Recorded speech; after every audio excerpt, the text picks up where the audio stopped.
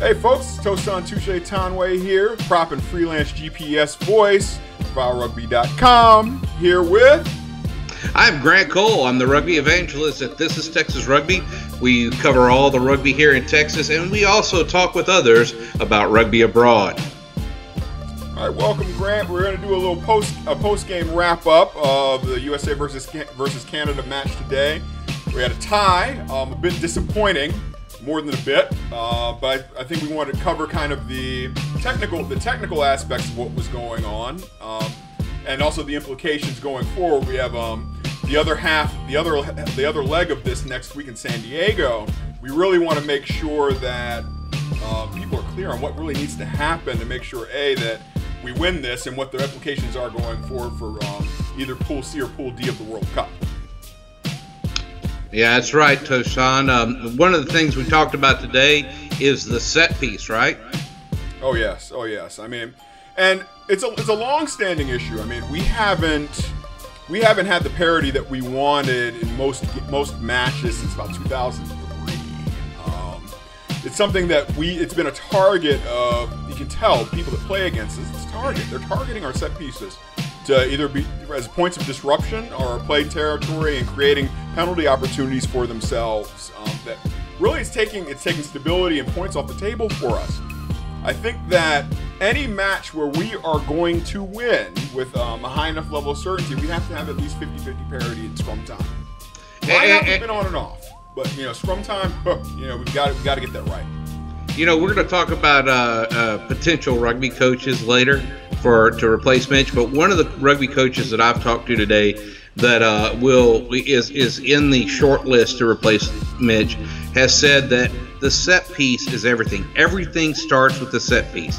If you've got a solid set piece, you can launch an attacking platform, you can dominate the other team, basically set the pace of the game at the set piece, whether it be the scrum or the line out. Absolutely. And actually for me, I take it even a step further than that. Yes, set pieces are foundational.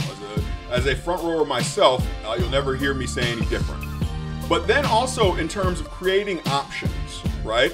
When things are going bad, you can go back to your set piece. When things are going well, you can leverage your set piece.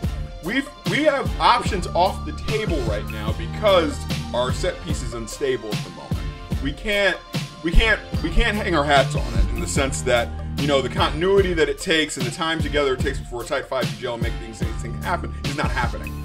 So, as a result, we have been better in the line out, but that's something that that the other team has to play a role in. So now they can take away the line out option for us, but in terms of how they play, etc.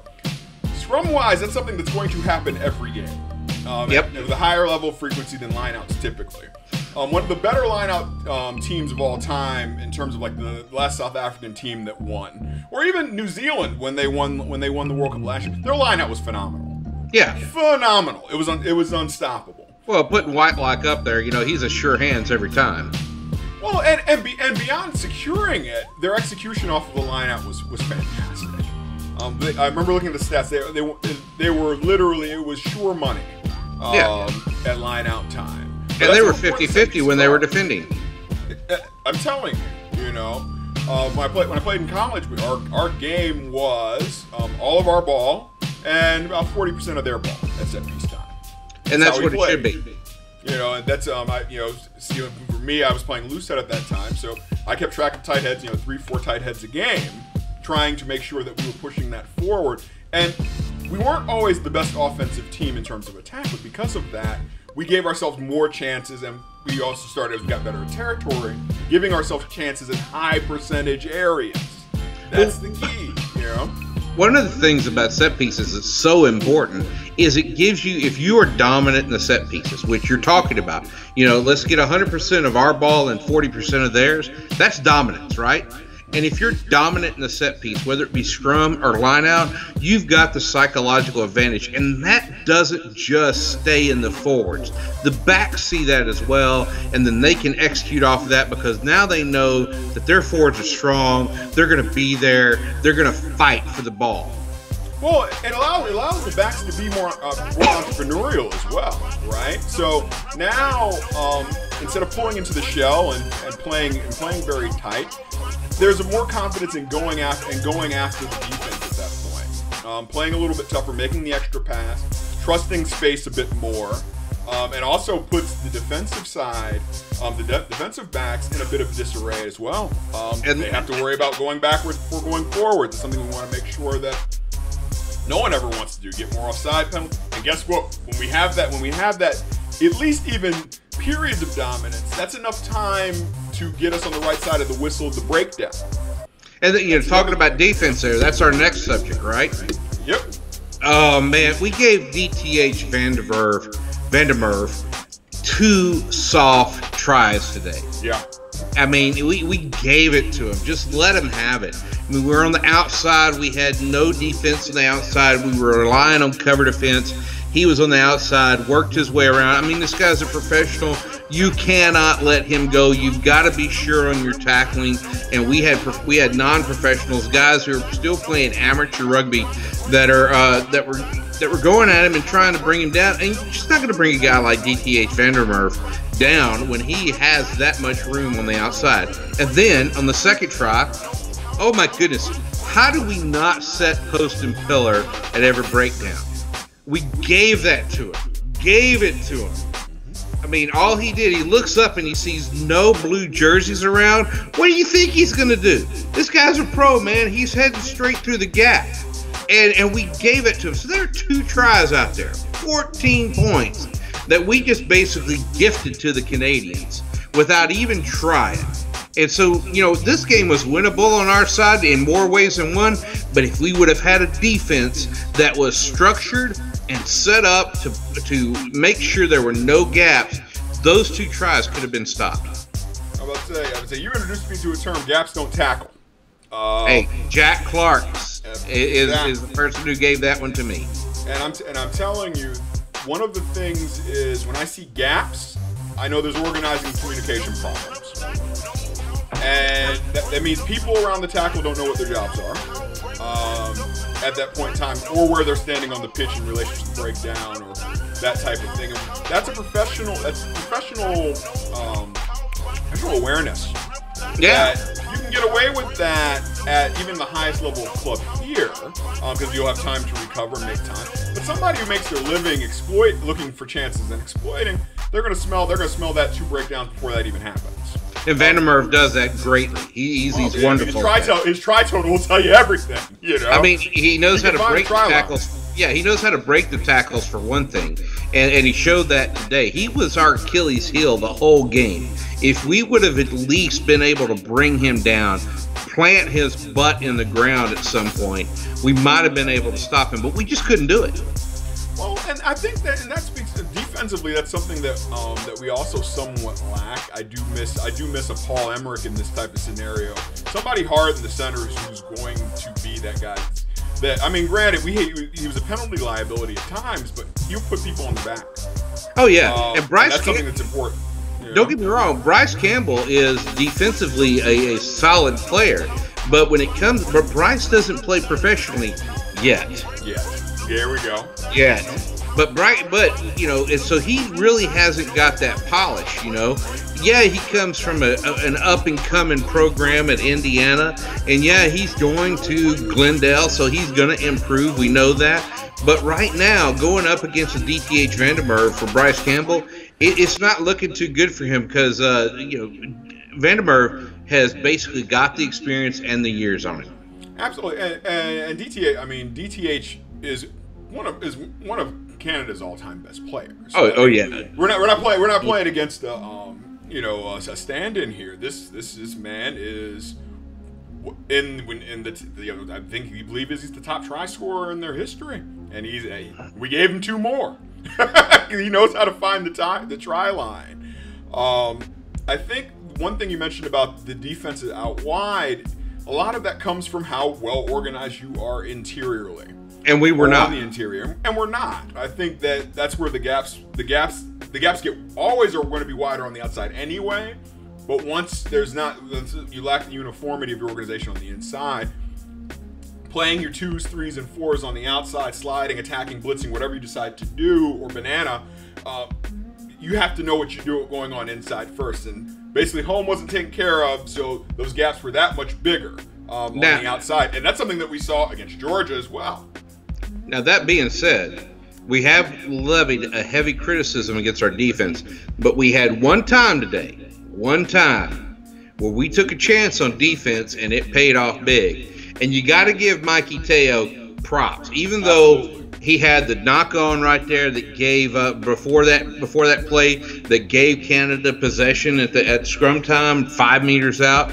Even though he had a couple other lapses in the game, some places where he should have made the tackle and didn't. Again, against DTH Vandermerve, and he did take a chance there. And what do we talk about? Would we rather take the chance there, or would we rather just let's play it safe? He took the rush defense, got up in the gap, 80 meters, try time.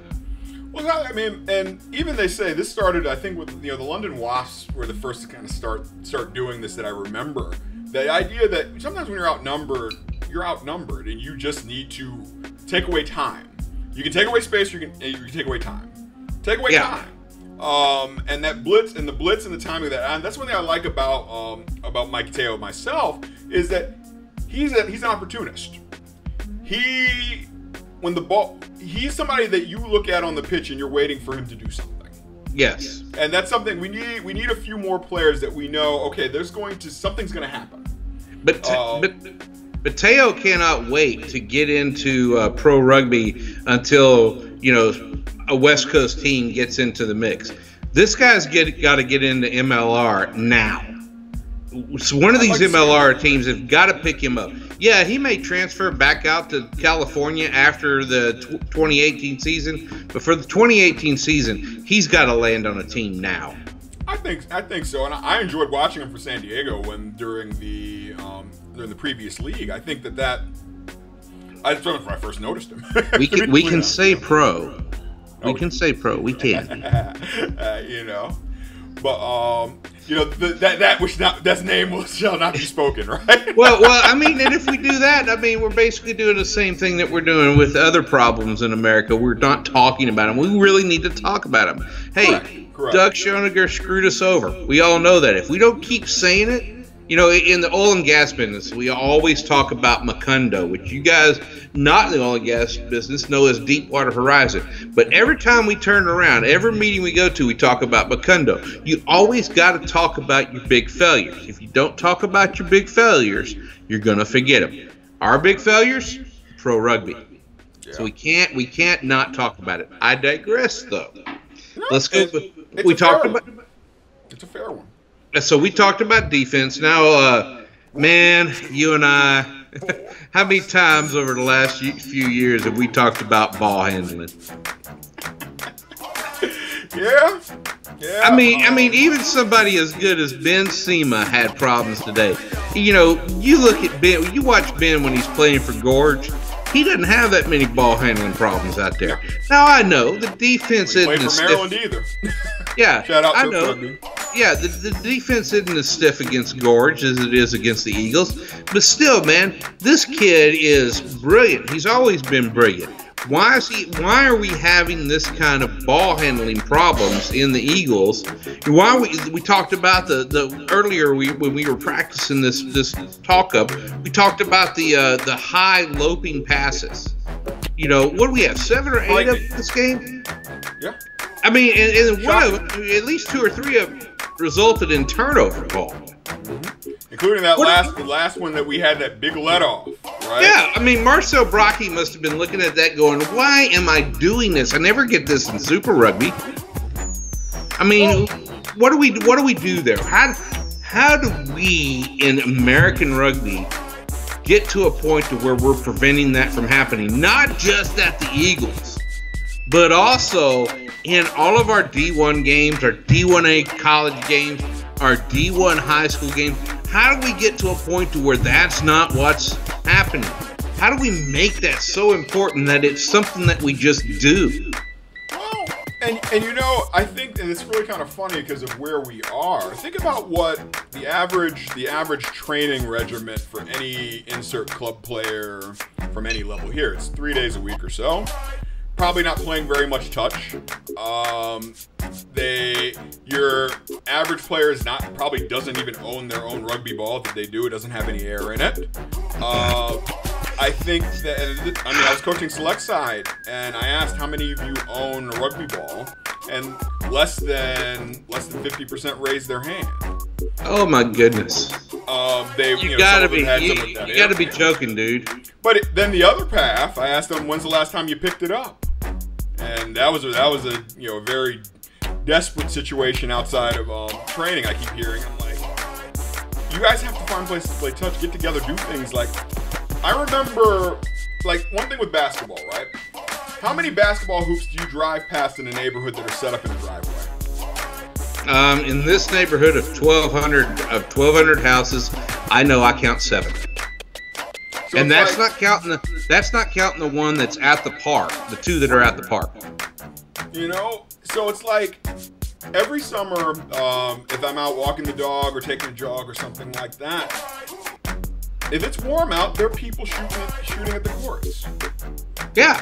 They're there, and I think in this neighborhood, it doesn't matter if it's warm out or not. They're still over there at the court shooting. Right, and I think that's one thing that if we're going to have the expectation of development, right? I was never going to be anything than an average, maybe college football player. Okay. Coming out, and I was recruited to be as such, but I know all of the fundamentals for throwing a football, even though I was a fullback. I've thrown that ball multiple times. I could do it proficiently. I still have a football now. I happen to have rugby balls as well, but that's the amount, just the simple touches, how comfortable that ball is in people's hands. That's the reaction time of making the pass and moving it from shoulder to shoulder moves. That's something that repetition, and we can't rush those repetitions just because they're going to fast track somebody to a higher level. No.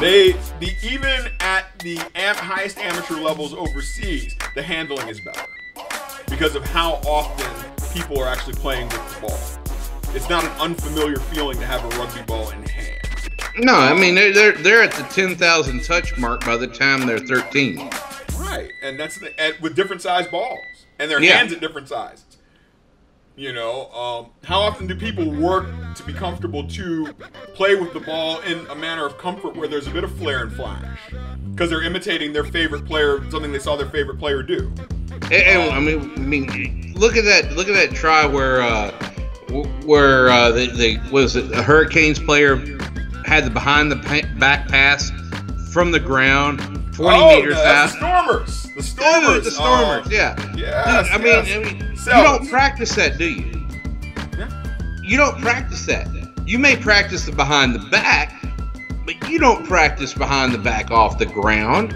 Nope. There's no reason to practice that. Now there's a reason to practice it. Mm-hmm. And now we're going to see that more often because, I mean, and then look at Kieran Reed's pass today.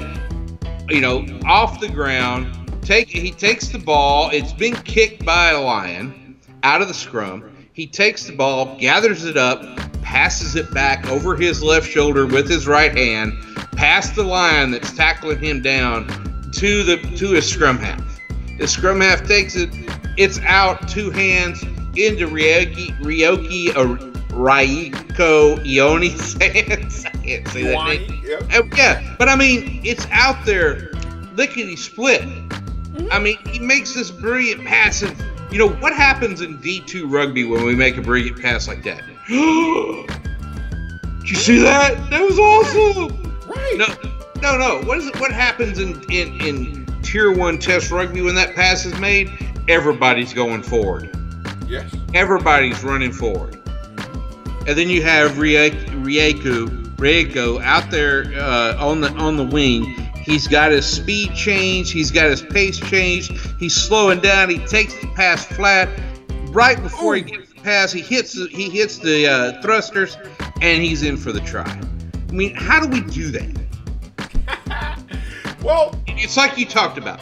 We got to be handling that ball more and more. Yes, like the only reason that pass Sells for the Stormers probably has never practiced that pass himself. No, but he's comfortable with the weight of the ball in his hands. That he knows that how he moves it.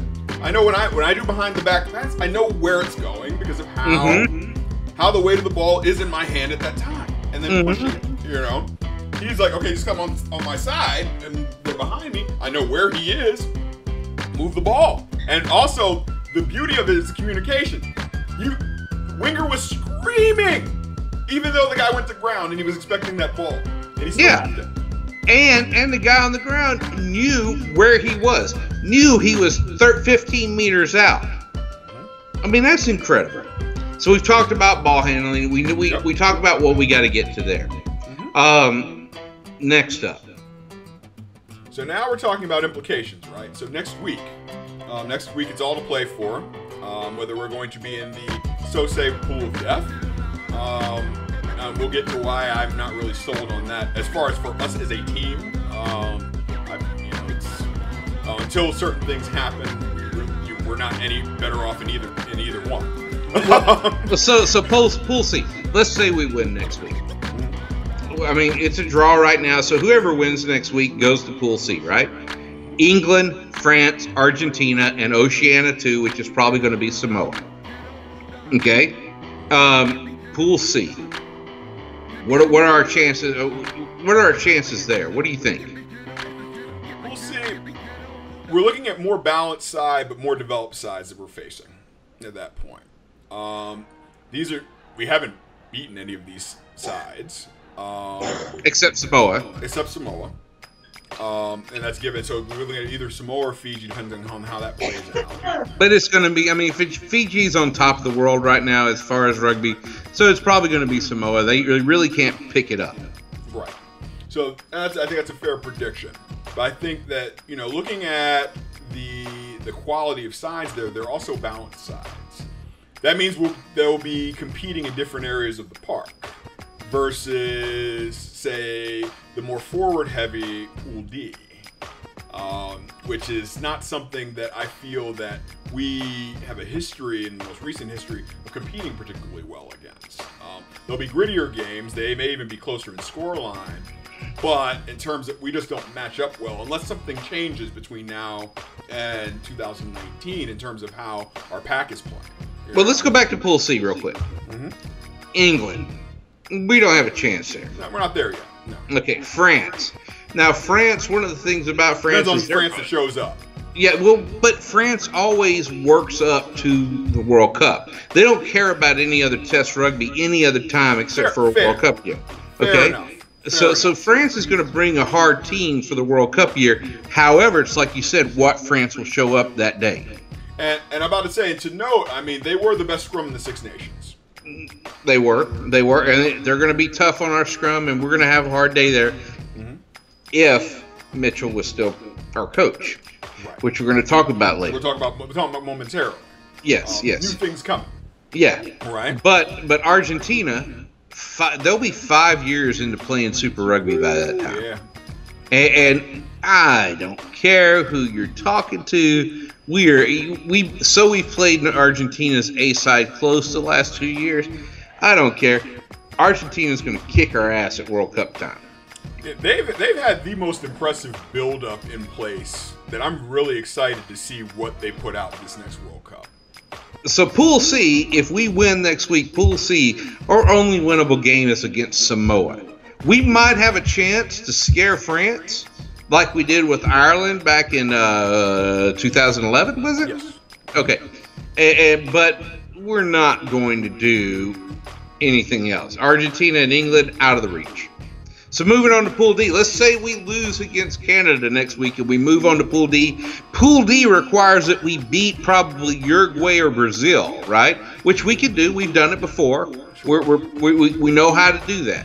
So let's say we go to Pool D, and now we have Australia, Wales, Georgia, Oceania 1, which will be Fiji, most likely. So what are our chances there? Chances there. Fiji, tough matchup for different reasons. Depends on the Fiji that shows up. That's the key there. Georgia, tough matchup, scrum time and set pieces. We have to play flawlessly at the set piece to make sure that we have a game that we can be in against there. We got to look at what Georgia's going to bring last week. So we already know Georgia has upped their game. They've got players in Europe playing in the French top 14. They just hosted the U20 tournament. Yeah, and plus they have a professional league, club league in their country. Yes. And, that's a small country. They're getting a lot of looks. Rugby's their national game because their president or dictator or whatever he is says it so. So, I mean, this is Georgia's becoming a harder team to beat. Wales. What did you say about Wales? Wales for me, I think they're going to bring the class package that they bring to the World Cup. Every time, yeah. Every time. I think they're consistent. They've been a consistent quarterfinalist.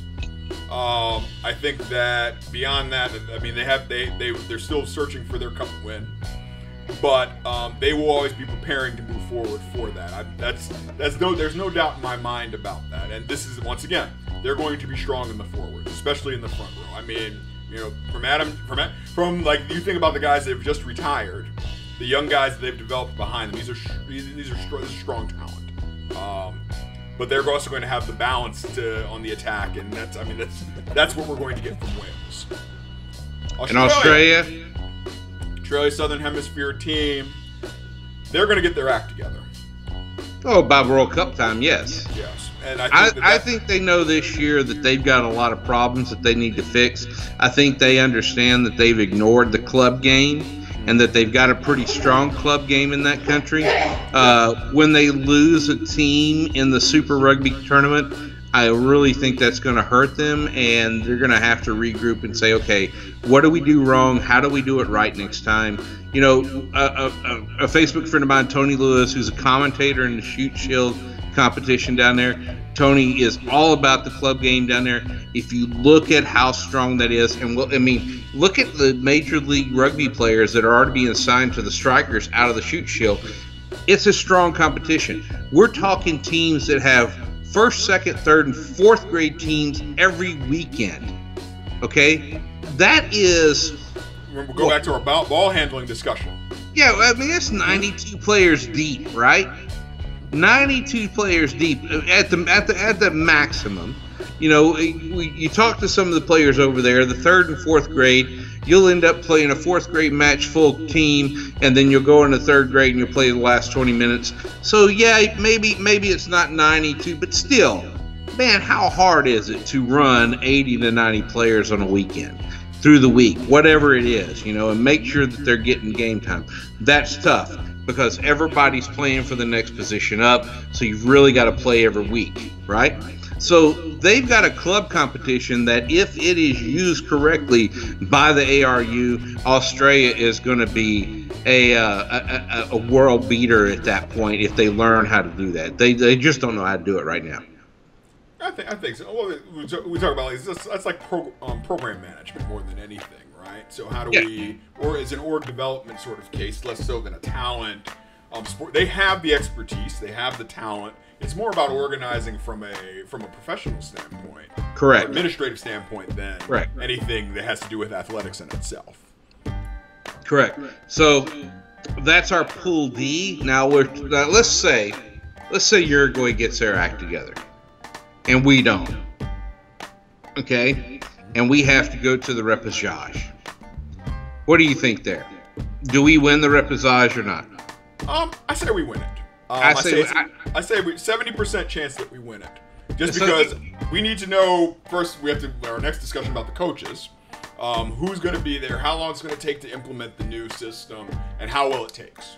So Pool B is New Zealand, South Africa, Italy, and Africa 1. Africa 1 likely to beat Namibia, Kenya on the outside, right? Yes, that's what I'm seeing there. Yeah. So New Zealand, South Africa, those are washes. We don't need to worry about those matches. Italy, after looking at what happened against Fiji, what happened this weekend against Australia, Italy's beatable by us. We can beat them by World Cup time. They are not as intense on rugby as they are on soccer or basketball right now. So Italy's something we can beat. Namibia, we know we can beat Namibia. We beat Namibia before. We can do it again. So this is Pool B is probably we're probably not going to get to that point. But if we do, this is where we can go 2-2 at the Rugby World Cup. Yeah, and well, and the thing that concerns me about an Italy is Italy is always in reach. But the problem is for us, our pack has to play at a certain level to match them. What were you telling me about Italy's pack earlier? Right, they're fantastic. They play. They're never out of it. Their pack is never out of a match. Every six nations, their pack competes. It's correct. I mean, when you looked at Italy playing us in 2012 here in Houston, I mean, their pack was what kept them in the game. It wasn't their back line. We could have beat them if their back line was all we were up against. Their pack kept us in check. And they know how to play, and that's their game. Yeah. That is their game. Their pack sets the platform for whatever they're going to be able to do.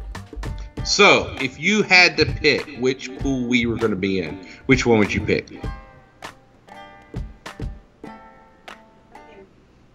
I'm going to say Pool D. Okay, and why? Why is that? So, for Pool D, and I think they're saying Pool D for death, right? I think that the bigger scalps are available there. So the opportunity for us to play something bigger, closer, somebody may not show up sort of situation, I like it. I like that opportunity there. I think it's something to work towards. It'll be interesting based on what coach is installed at that point. We have a 2-year build-up or 18-month build-up to figure out what package we're going to send if we make that. So I'm going to say Pool C. And I'm going to tell you, we have to learn how to win. Yeah. We have to learn how to win. I don't care if we go 3-1 and we play 3 teams closely, the ones we lose to. We got to learn how to win. We got to learn how to beat Canada every single freaking time. We should have won today's match by 20 points. No doubt.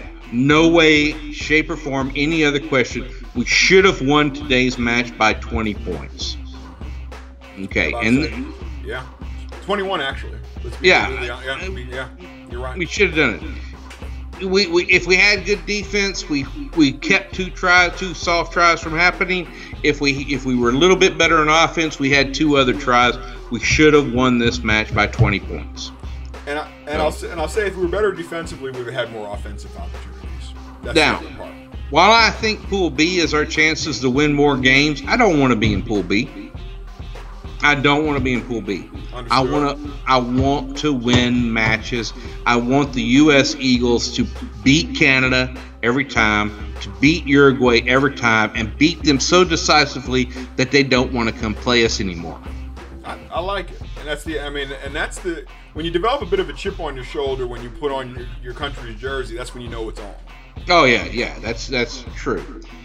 So we've decided what pools we would like them to be in. Now, that brings us to the last subject tonight, and that is, who do we think is going to be the next coach? Man. Hot discussion. You know, the butterflies are buzzing. Yeah. The bees are buzzing. Right? Some insects are buzzing. I need to call them exterminate. So what you've already told me your pick. Go ahead and tell us again. I'm thinking Matt Sherman. And why is that? I like what's been going on at Life. I think that overall the development. That's Scott Lawrence at White, or two. Sorry, Scott Lawrence. Sorry, Scott Lawrence. Okay. I flip flop too. Sorry, Scott Lawrence. Okay. Sorry. Okay. Very happy with what I've seen over there. Very, very happy. I like how they've integrated in the community as a program. They have people coming there to develop. So that's two very important things, right? Are we attracting people that are going to want to develop? Have they been developing it successfully? So there's a plan there. There's a blueprint that can be implemented and scaled. I think that's a great thing that I think there's a fit there. For me, that's the internal person that would make sense. That first came to mind when I was thinking about it. Now, in terms of if we've done what we've done in the past, in terms of importing someone, there's a fair amount of very enticing talent available that's not coaching anybody right now. Andy Robinson. Now, in terms of that's going to take a reasonable checkbook and a gamble on our part, because to repatriate someone in that type of situation, heavy consideration there. But you will get first-class coach. You'll get a first-class coach there. I just don't think that we're going to do that. And here's why I don't we think don't. that. You know, we've already asked the coaches, the coaching staff, the national team coaching staff, to take a pay cut. It's already happened. Okay, we don't have the money to pay $300,000 a year to a national team coach. It's not there. Rim has it. I mean, we can go into the rim issue all night long, but rim has not checked out yet. Okay, so until that does, we don't have it. So my idea, my bet, if I had money to bet, okay, and I don't have money to bet, but if I had money to bet, based on what I've been listening to, what I've heard, I'm thinking Eugene Eloff. Great choice. Okay, and the reason I'm saying this is multiple.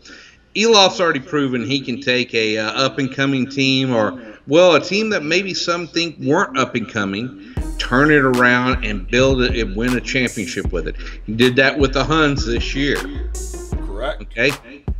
Eloff has also beat the baby box with the baby box. Yes, he did. Baby blacks with the baby box. Yeah. Yes, he did. I mean, he knows how to develop young players, which is something we need in the Eagles that we don't have. We're relying a lot on older players. Don't get me wrong, that's important, but it's really important to develop those younger players and develop them in meaningful ways. I think Eugene Eloff, Lofty as we call him here in Texas, is the man for the job. Now, I really like that. I have it on good terms and good confidence that Lofty is on the short list. That's great news then. So now whether or not that happens, we're yet to be seen. Lofty's off in South Africa. Lofty's off in South Africa right now, and while I was talking to him during the game today, one of the things here, let me pull this up and talk to you about it and read it off to you, okay? Because this was really important today. I'm gonna read something to you that's that I think was really important when we talk about the things that the things that you and I. You know, I told Lofty, I said, if all we do is improve the set piece and defense, the Eagles could be top 12 easy. Okay? And his response, it starts with set piece. Everything. Okay? So let's take that. It starts with set piece, everything. You and I are front row players. We've already established that we think this way. So we agree with that. But let's also talk about something that Lofty coaches at the Huns. He talks about three things. ETA. Okay? Execution of the basics. Tactical decision making. And attacking creatively. I love it. Okay? ETA. Easy to remember for all of us. I don't care where you're coaching, what you're doing. You can think about that and you can go, hey man, how do I execute the basics first? How do I make sure my team's executing the basics first? Then how do I teach the basics? Let's start all the way at the beginning. Because if we're talking about a national development program of the youth, we should be talking to, when these kids first come in, executing a pass, a 2-on-1. You know, when you want to beat a player one-on-one, what are you going to do? What are your options? What are the basics at your disposal? Because we talked about two things tonight that are basics, right? Yeah. We talked about defense and ball handling. Those are basics.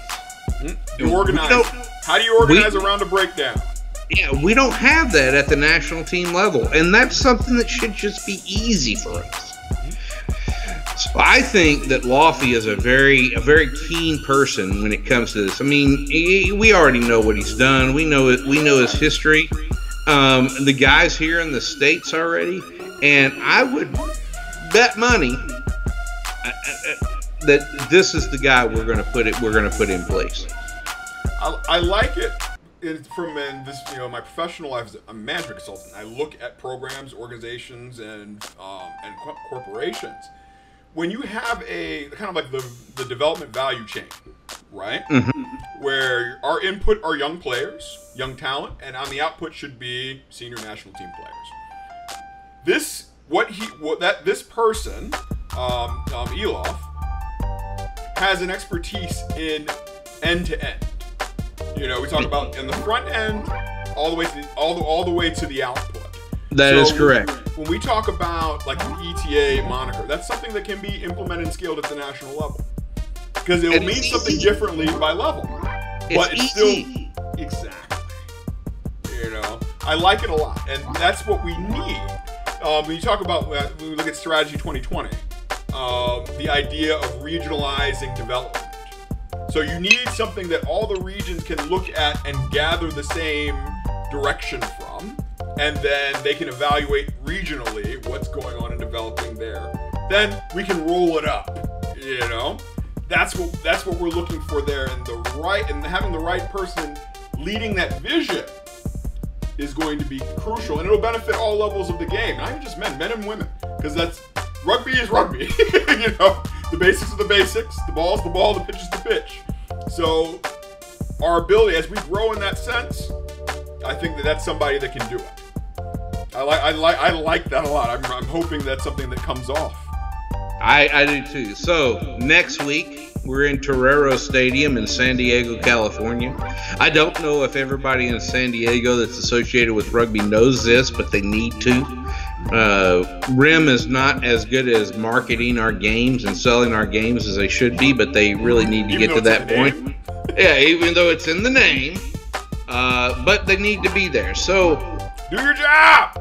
Come on, let's get it. So let's say, what is your call? I'm going to tell you what my call is next week. Eagles by 10. Eagles by 10. I'm going to say Eagles by 5. Okay, and why is that? Eagles by 5. I think that we're going to come to play. I think that if we have the crowd that we need, it could be more than 5. I think that there is some, with Clever is going to be outgoing. I think that there's some emotion, some lift that's going to be necessary there, and also they're going to be really kicking themselves from this week. And I'm going to say they let Canada get away. I'm going to say Eagles by 10 because we're not going to be dealing with the wind issues that you had in Hamilton, Ontario today with the lake effects wind.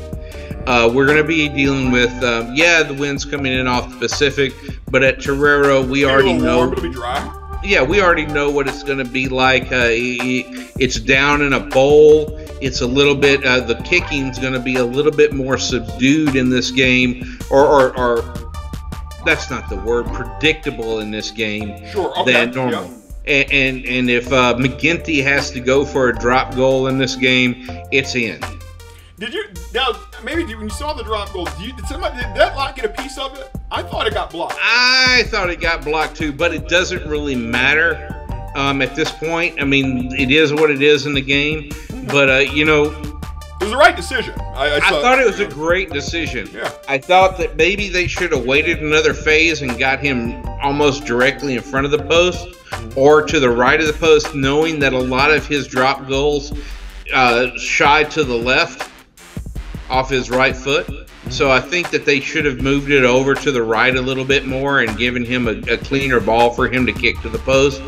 But I think Davies did a great job of getting him clean ball, delivering clean ball there. But it was just he was to the left of the post.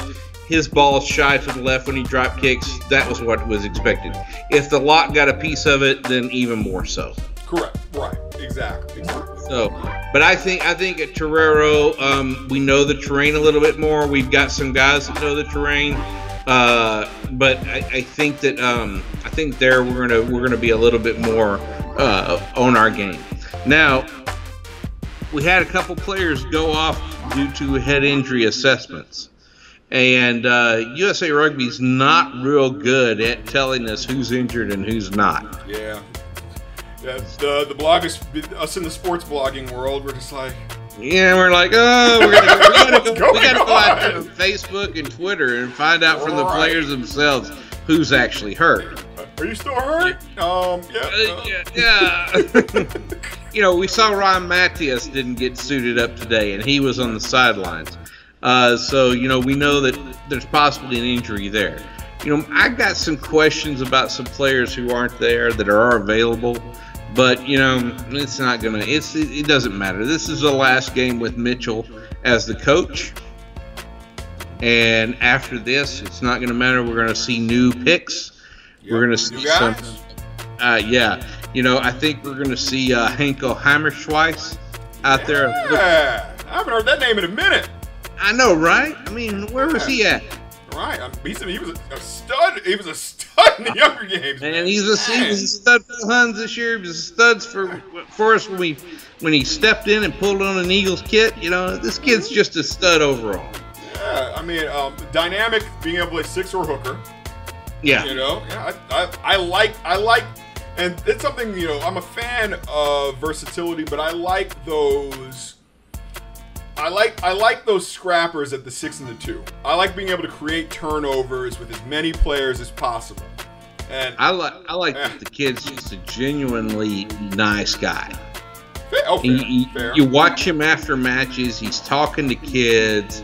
He's signing autographs. He's encouraging to stay in the game. This is a genuine in the community. That's a big deal. Dude, he knows. Ambassador. He knows.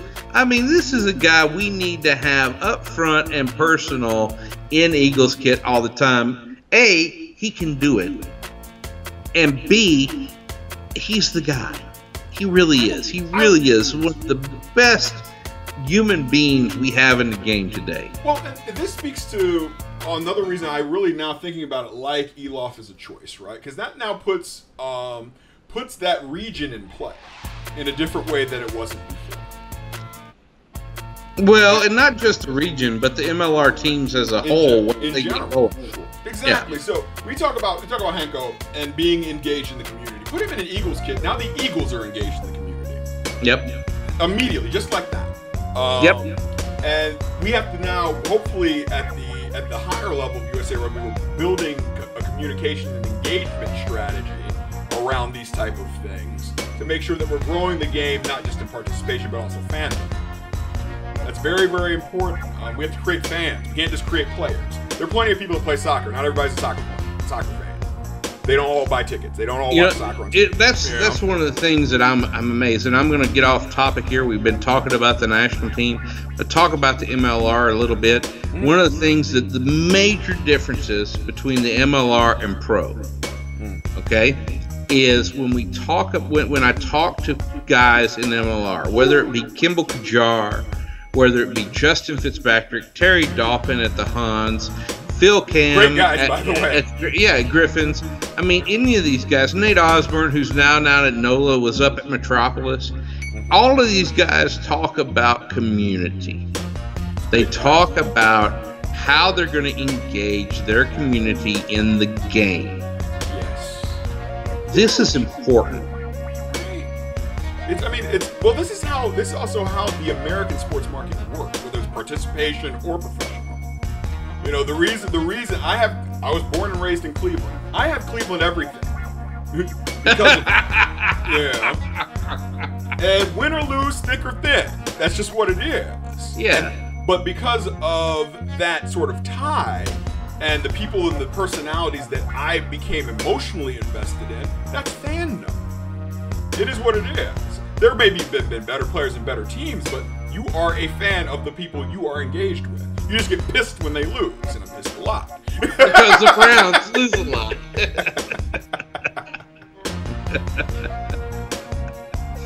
Okay, so last question. Your MVP of the match for the USA today?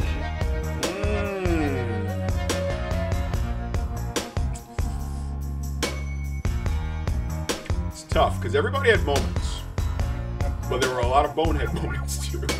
But having a bonehead moment that doesn't preclude one from getting that impactfully. Mine is Marcel Brocky. I was happy with his play. I was. And I'm going to tell you why Marcel Brocky is mine. Mm-hmm. Marcel Brocky had 2 offloads assists that resulted in tries. The first to Nick Civetta after he picked up the ball in the restart. Brocky, one of the things that he brings to the team, that Lamborn brings to the team, that Hildebrandt brings to the team, is this professionalism that knows how to offload. The ball is alive. Yeah, the ball is alive. Same thing. Also with Teo, I think he's another one you can throw in that category. The ball doesn't die with these guys. So Brocky picks up this ball in the bounce of the restart that the Canadian 12 had dropped after trying to catch it, and he's full speed. Civetta's right there in support, calling for the ball. He gets it at 10 meters out, 4 or 5 steps, and all he has to do is fall in, and it's try time. Brocky's assist was crucial there. It was a momentum starter. Yeah, you look at the first try that Teo got right there at the end of the half. Brocky gets the ball outside. He takes it 1, 2 steps. Looks like he's going back to the inside. The defense sells on him, and he slips it out to Mikey Teo. Teo's in for the try. Brocky got that assist. He used the ball to make space and create that try.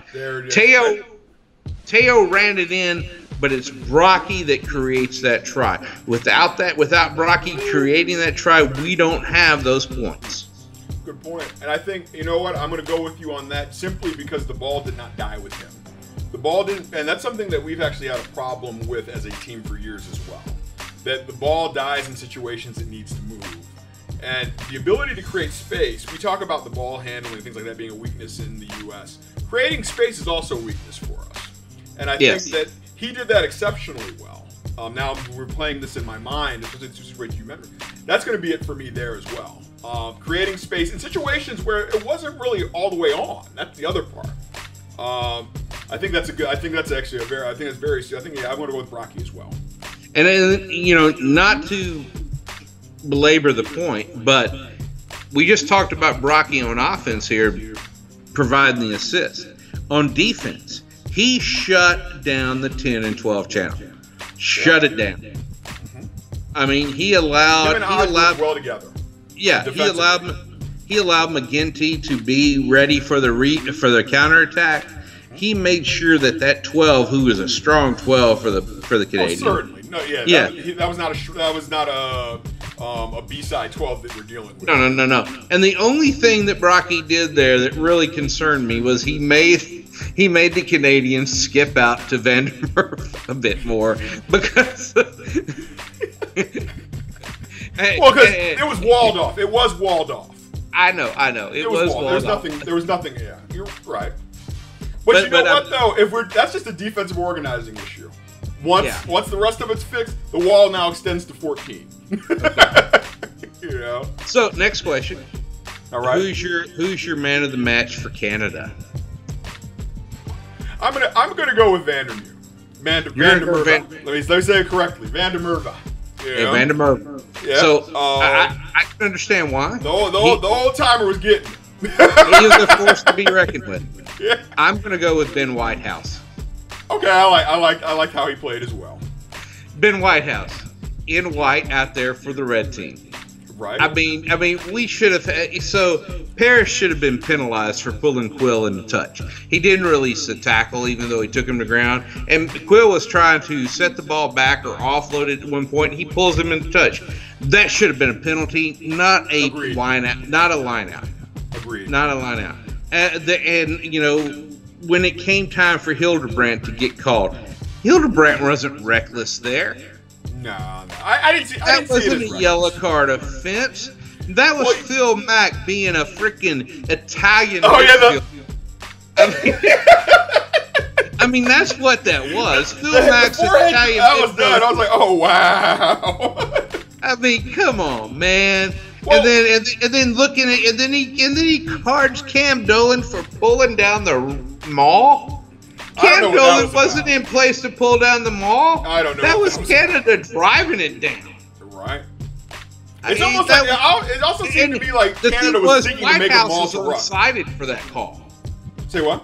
White House was unsighted for that call. He wasn't in a place to say Dolan pulled down the maul. His AR wasn't really even a place to say it. So I think White House, Ben White House, man, you're the best Welsh player on the Canadian team today. Oh, man. Well, I loved his play for Canada as well. Canada played terrible today. I mean, without Van der Merwe, Canada loses that matches by 40 points.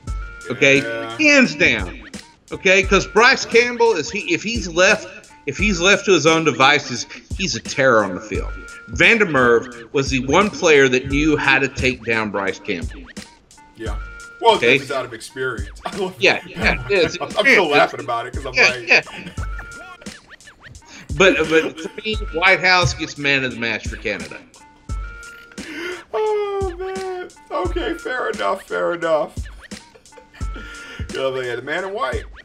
Okay, so next week we got the game. We're going to be on what? Next Saturday night afterwards? Yes, sir. Okay, so we'll do this again next same bat time, same bat channel. Right. Rest in peace to Adam West. Rest in peace, Adam West.